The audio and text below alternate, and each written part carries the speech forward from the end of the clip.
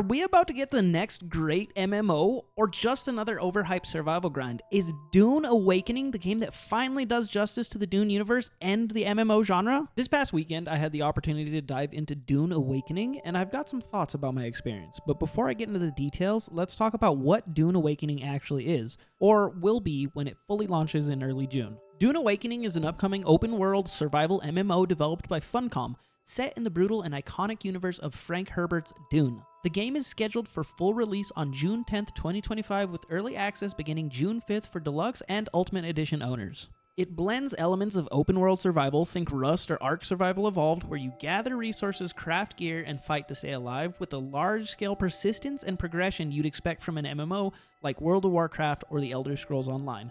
You're not just surviving the desert, you're doing it alongside or against other real players in a shared world, aka your server. The developers, Funcom, are best known for Conan Exiles, a survival sandbox with deep crafting systems, brutal combat, base building, and harsh environmental challenges. If you played Conan Exiles, a lot of the gameplay DNA carries over into Dune Awakening. You'll still be gathering resources, managing your thirst, building outposts, and surviving in a dangerous, unforgiving world, but instead of the savage lands of Hyboria, you're on Arrakis, where the threats are sandworms, spice blows, and rival factions rather than monsters and barbarians with gigantic With that said, of course, let's get into my first impressions from the beta weekend, the good, the bad, and the sandy. So first thing I want to talk about is the story, or what is the setup for the story, because it actually looks really cool, and I could definitely see myself getting into this story. So I'm going to play the opening cinematic for you guys, and you guys can tell me what you think about it, but like, it seems like a pretty cool concept for a video game in an already established universe. I dream of it. Wild Threads of history and the myriad of paths. My path saw the Imperium rise from the ashes left in the wake of the Great Revolt. Thou shalt not make a machine in the likeness of the human mind. With that commandment, new avenues of human potential were explored. Mentats, Suk Doctors, Sword Masters, and the mystical Bene Gesserit Sisterhood. Smash. But it was the Navigators and their monopoly on space travel that set the conditions for the Imperium. But I am telling you of the universe you already know. Let me describe the one you do not. In this other universe, my mother, Lady Jessica, consort to Duke Leto Atreides, gave birth to a daughter, a girl they named Ariste.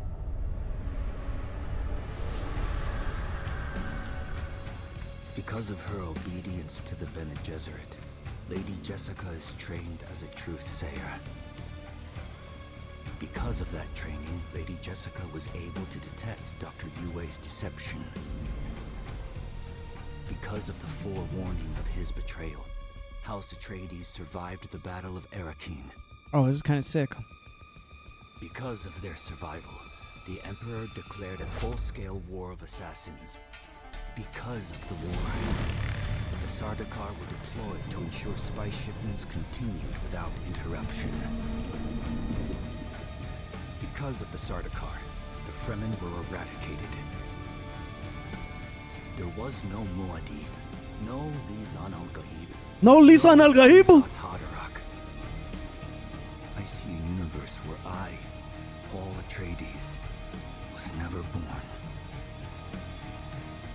All my visions lead to horror, except this one. This one leads to you. There's no Lisan al-Gaib. I don't want to play this game. This game's trash. In my mind, the idea of things playing out differently from the book or the movie, like an alternate timeline, is actually a pretty good idea. In a world with potentially thousands of player characters, you can't have 1,000 running around, all riding sandworms and fulfilling the prophecy. It would totally undermine the unique, epic nature of the Dune story. It might be a cliche at this point to have an alternate timeline, but by going off the beaten path and establishing a different universal narrative, you give players a chance to have a meaningful narrative experience on Arrakis without forcing them to fit into the role of a legendary figure like the Listen, Al-Gaib! You're still in the world Frank Herbert created, but you have a chance to tell a different story, one that's uniquely your own, with the rich tapestry of the Dune universe. This approach allows you to explore the planet, interact with the factions, and experience the desert's dangers without the pressure of living up to the legends you know and love. I've only seen the movies, so I can't speak for the books, but I think it's a cool concept that a single decision by Lady Jessica has led to a vastly different universe. In the movies, and I assume the books, Lady Jessica decides to have a boy instead of a girl who inevitably becomes the Listen, Al-Gaib! Paul Atreides. This single decision sets the stage for the events that unfold in the Dune saga. But what if Jessica had decided to go along with the Bene Gesserit's plan and instead gave birth to a girl? That single shift could completely change the dynamic of the universe and open up a whole new narrative, one where the legendary Paul Atreides isn't the Listen, Al-Gaib! This is where Dune Awakening comes in. Set in an alternate universe where Paul Atreides does not exist, it gives the player a chance to experience the world of Arrakis that they know and love through their own experiences. What's in the box? I hold at your neck the Gom Jabbar, the high-handed enemy. Don't pull away or you will die. You mean you have a needle? Great You could have just said you had a plots are needle. afoot in the Imperium, and the currents of intrigue run deeply. Arrakis is the key, and the Fremen... Thank you, Mama. The Fremen are missing. You will go to Arrakis as our agent, prisoner. An You agent have one task. prisoner? No, there was a comma. But Find the Fremen. Wake the sleeper. Everything depends on this. Do you understand? right? You need a woman to speak what is it called? The voice? The words of power? What is it? You need her to Thum shout you to death. Yes, mother.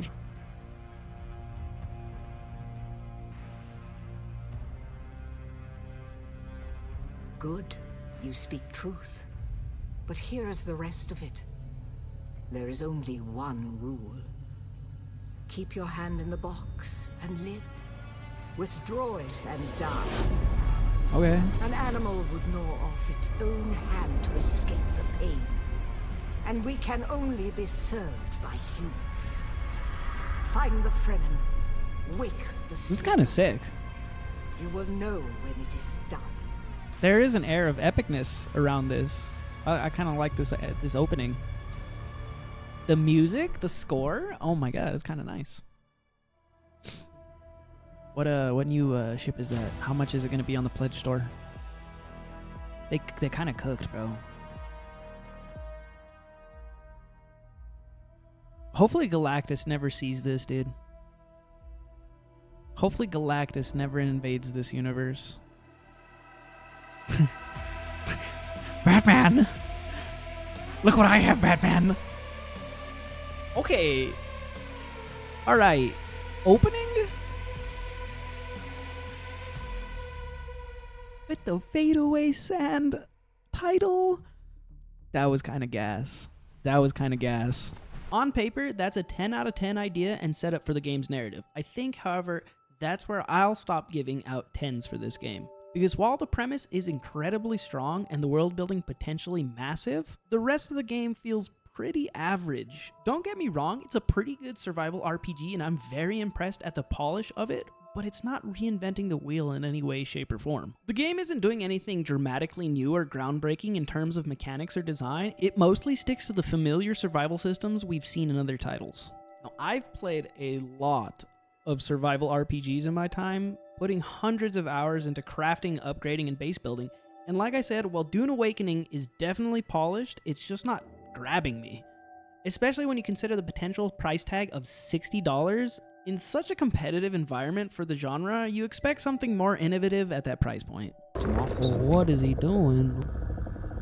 You wanna have a stare down? Don't shoot at him, you cunt. Bitches.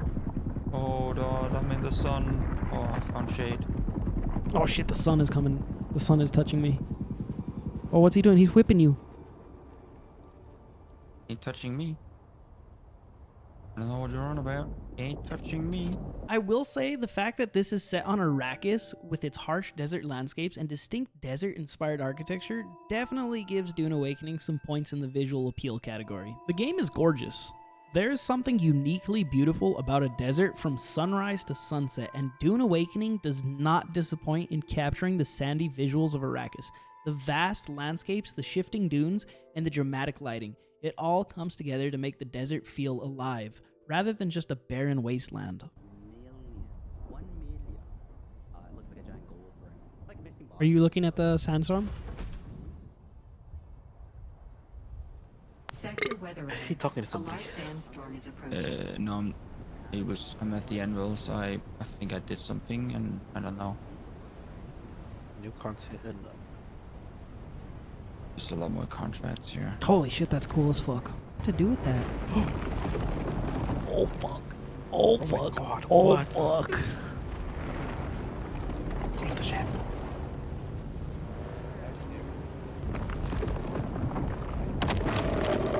Oh.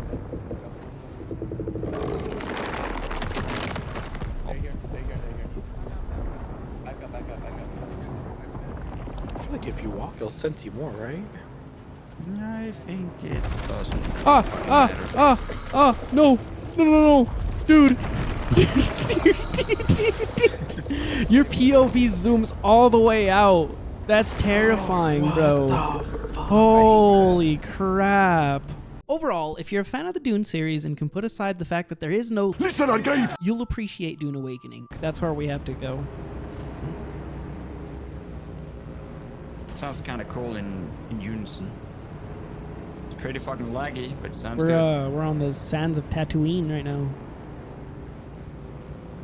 Like a panther. We're blasting wampas in our T-16s.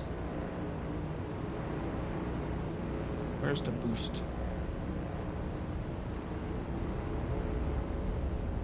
Uh-oh. Oh shit! It spawns it fast. That ain't good. Where is it? Uh-oh. Fuck, we are leaving. I'm gonna hit this jump. Oh, shit. Oh, dear. Oh. It don't matter. He's confused. Oh. It don't matter. He's confused. It's okay. It's okay. It's okay. Oh, he's so big. It's a solid survival MMORPG. It's nothing revolutionary, but if you're a fan of the genre, you can definitely sink some hours into it. $60 is a bit pricey, but keep in mind this was only a playtest or a beta. I'm eager to see what Dune Awakening will offer at launch in the coming month. Thanks for watching. If you enjoyed this video, be sure to leave a like, and if you want to see more from me and this channel, consider hitting that subscribe button. Catch you in the next one. Can you see me from there? Oh dear. Can you see me? I can see. Yes, I can see. Where's the worm? On the other side of the. Where This is the worm? Oh fuck. Oh. Oh. Oh hell nah. I hate that. That's so cool.